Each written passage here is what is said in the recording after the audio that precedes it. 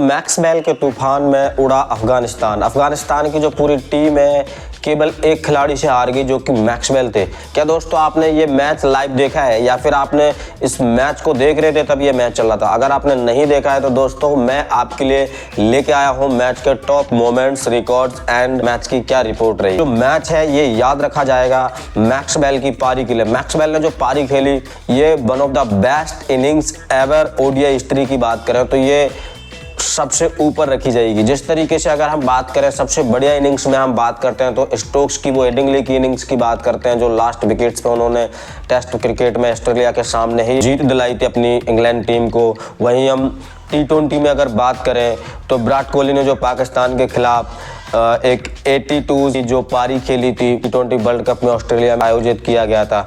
अब अगर हम ओडीआई की बात करेंगे तो अब हम ग्लेन मैक्सवेल की इस पारी को टॉप पर रखेंगे। अब मैं आपको बता दूं कि ये बड़ी बात और क्यों इस मैच में इस इनिंग्स को इतना महत्व दिया जा रहा है, तो मैं आपको मैच के स्कोर कार्ड के बारे में पहले अपडेट दे देता हूँ। अफगानिस्तान की टीम ने टॉस जीत करके बैटिंग चुनी थी जो कि उन्होंने अपने स्टैंडर्ड के हिसाब से बढ़िया डिसीजन लिया था और कुछ हद तक पहली इनिंग्स तक अफगानिस्तान की जो टीम है उसकी जीत रही, क्योंकि दोस्तों उन्होंने ऑस्ट्रेलिया जैसी टीम के सामने 291 रनों का लक्ष्य खड़ा कर दिया था, जिसमें इब्राहिम जादरान ने 129 रन की पारी खेली जो कि अफगानिस्तान के बैट्समैन के द्वारा वर्ल्ड कप इतिहास में कभी भी कोई सेंचुरी नहीं लगाई गई थी। लेकिन ये कारनामा जादरान ने किया, अच्छी पारी खेली, शतक लगाया। उसके बाद हम बात करते हैं दोस्तों कि जैसे ही टीम ऑस्ट्रेलिया चेज के लिए उतरी तो 291 रनों का जो लक्ष्य था दोस्तों अफगानिस्तान टीम के सामने बहुत टफ होने वाला था, क्योंकि हम सबको पता है कि उनके पास जो क्वालिटी स्पिन है,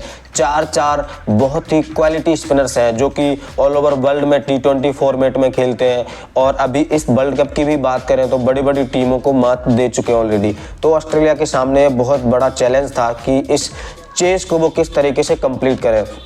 और जिस तरीके का अफगानिस्तान ने इस पूरे वर्ल्ड कप में प्रदर्शन किया है का प्रदर्शन ऑस्ट्रेलिया के सामने भी उन्होंने कुछ शुरुआती ओवरों में रखा और आउटस्टैंडिंग उन्होंने बॉलिंग करी। स्टार्टिंग में अगर हम बात करें तो ऑस्ट्रेलिया के एक टाइम पे 91 रनों पर 7 आउट कर चुके थे। एक टाइम पे लग रहा था कि ऑस्ट्रेलिया की जो टीम है कुछ ही चंद ओवरों में ऑल आउट होकर के पवेलियन में वापस हो जाएगी। जब ग्लेन मैक्सवेल आए तो ग्लेन मैक्सवेल और पैट कमिंस ने जो साझेदारी करी तो वो दोनों के दोनों नाबाद लौटे। और इस मैच में हमें दोस्तों इस बात को नहीं भूलना चाहिए कि ग्लेन मैक्सवेल ने जो कारनामा किया है वो बहुत बड़ा कारनामा किया है।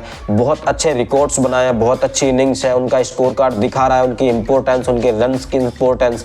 लेकिन आपको हमें ये भी नहीं भूलना चाहिए कि पैट कमिंस ने जिस तरीके से ग्लेन मैक्सवेल का जो साथ काबिल तारीफ थी, क्योंकि दोस्तों अभी हम बात करें अगर तो पैट कमिंस एक ऐसे बॉलर हैं जो बहुत अच्छी बैटिंग कर सकते हैं। इसका मुजाहिरा उन्होंने हमें कई बार पेश किया है।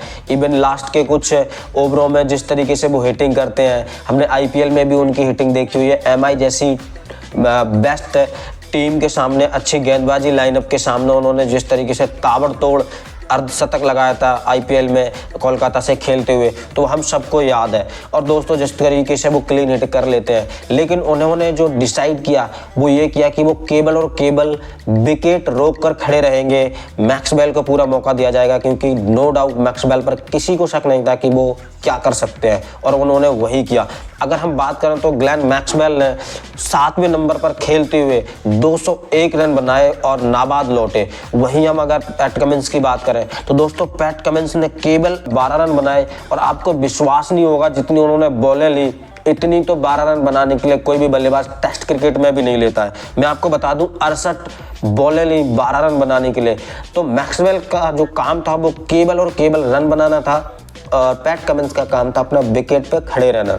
हालांकि मैं आपको बता दूं मैक्सवेल को 2 जीवन दान भी मिले, लेकिन जो बहादुर होता है किस्मत भी उन्हीं का साथ देती है।